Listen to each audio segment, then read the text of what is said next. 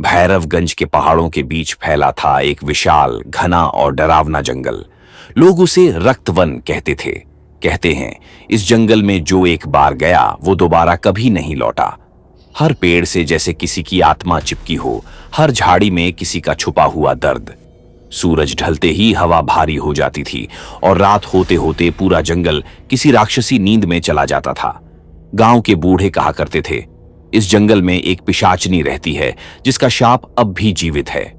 गांव में 4 दोस्त थे, करण, राघव, बंटी और मनोज। चारों बचपन से एक साथ थे। शराब, मस्ती, शेरो शायरी और रात की मस्ती, यही उनका शौक था। एक रात बंटी ने बोला, सुना है उस जंगल में पिशाचनी रहती है, क्यों ना आज वहीं चलें? वीडियो बनाएंगे, यूट्यूब पर डालेंगे, नाम हो जाएगा। सब हंसे, पर करण गंभीर था। उसने कहा, मेरे बाबा कहा करते थे कि उस जंगल में एक औरत को जिंदा जलाया गया था और उसकी आत्मा आज भी भटकती है। लेकिन बाकी तीनों ने हंसते हुए कहा, भूत प्रेत कुछ नहीं होते, डरना छोड़। आखिर करण भी उनके साथ चल पड़ा। रात के 12 बजे चारों बाइक लेकर भैरवगंज जंगल के किनारे पहुंचे। हवा ठंडी थी, आसमान में लाल चांद उग चुका था। चारों ने टॉर्चें ऑन की और पेड़ों के बीच बढ़ने लगे। चारों ओर बस पत्तों की सरसराहट थी और बीच बीच में किसी उल्लू की आवाज।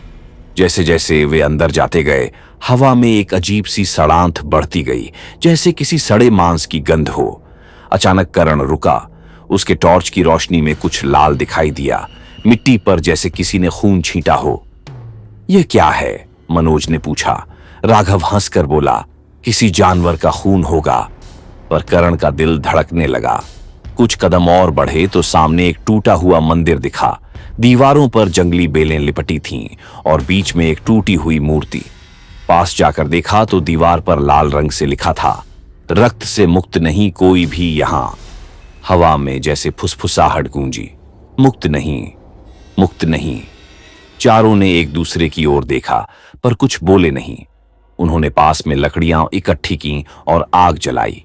दारू की बोतल खोली, गाने गुनगुनाए, डर को हंसी में उड़ाने की कोशिश की। तभी करण ने देखा, पेड़ों के बीच कोई सफेद साया हिल रहा था।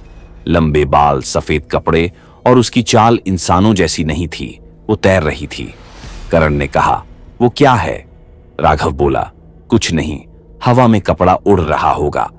लेकिन अगले ही पल वह साया अचानक पेड़ के पीछे से निकलकर पास आ गया। वह एक औरत थी, पीला चेहरा, काले होंठ और आंखें लाल जैसे अंगारे। उसने अपनी गर्दन तिरछी की और मुस्कुराई, तुम यहां क्यों आए? चारों के पैरों तले जमीन खिसक गई। बंटी बोला, हम बस ऐसे ही घूमने आए थे। औरत ने कहा, यहां कोई घूमने नहीं आता, यहां सब मरने आते हैं। इतना कहकर वह गायब हो गई, जैसे हवा में घुल गई हो। चारों चीख उठे और भागने लगे, लेकिन तभी राघव पीछे पलटा। बंटी वहां नहीं था। बंटी कहां गया? करण ने पुकारा। कोई जवाब नहीं आया। टॉर्च घुमाई तो दूर पेड़ों के बीच बंटी का कैमरा पड़ा था। कैमरा ऑन था और रिकॉर्डिंग चालू। करण ने उठाया और स्क्रीन पर देखा। अभी कुछ मिनट पहले तक उसमें वो सब दिख रहे थे। फिर अचानक वीडियो हिलता है और कैमरा गिर जाता है। आखिरी फ्रेम में बस बंटी के पीछे वही औरत खड़ी थी। उसका मुंह खुला हुआ, दांत बाहर और आंखें खून टपका रही थीं। करण ने कैमरा गिरा दिया। तीनों डर से कांप रहे थे। हमें यहां से निकलना होगा, मनोज बोला। पर रास्ता अब वैसा नहीं था। जहां से आए थे वहां अब घना कोहरा और अंधेरा था। कदमों की आवाज सुनाई दी, किसी के नंगे पांव जमीन पर घिसटने की। अचानक राघव चीखा, वो रही बंटी। सामने बंटी खड़ा था, पर उसका चेहरा सफेद पड़ चुका था और आंखें पूरी तरह काली। उसके होंठों से बस एक ही आवाज निकली, वो मेरे अंदर है। और अगले ही पल उसने अपने ही गले को नाखूनों से चीर डाला। खून उछल पड़ा। करण और मनोज चिल्लाए और भाग खड़े हुए। जंगल अब उन्हें निगल रहा था। हर पेड़ से जैसे कोई फुसफुसाहट निकल रही थी, रुको, अब तुम भी मेरे हो। करण ने पीछे देखा। वही औरत, यानी पिशाचनी, हवा में तैरती आ रही थी। उसके बाल जमीन तक खींच रहे थे और उसके पैर उल्टे थे। वह हंस रही थी, एक ऐसी हंसी जिससे हवा जम जाए। तुम लोगों ने मेरी नींद तोड़ी, अब मैं तुम्हारा रक्त पीऊंगी। मनोज गिर पड़ा। करण ने उसका हाथ पकड़ा, पर मनोज को किसी अदृश्य ताकत ने पीछे खींच लिया। करण की आंखों के सामने उसका दोस्त अंधेरे में खिंच गया और उसकी चीख धीरे धीरे बंद हो गई। अब करण अकेला था। वह भागता गया, चिल्लाता गया, कृपा करो, मुझे छोड़ दो। वह मंदिर के पास पहुंचा और भगवान का नाम लिया। अचानक मंदिर के अंदर से वही आवाज आई, भगवान भी यहां नहीं आते। करण ने पीछे देखा। पिशाचनी उसके बिल्कुल पीछे थी। उसके चेहरे पर हजारों आत्माएं जैसे चीख रही थीं।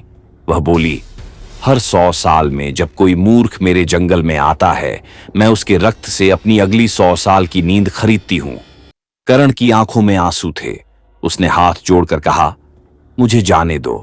पिशाचनी मुस्कुराई, अब देर हो चुकी है, और उसने करण के सीने में अपने नुकीले नाखून घुसा दिए।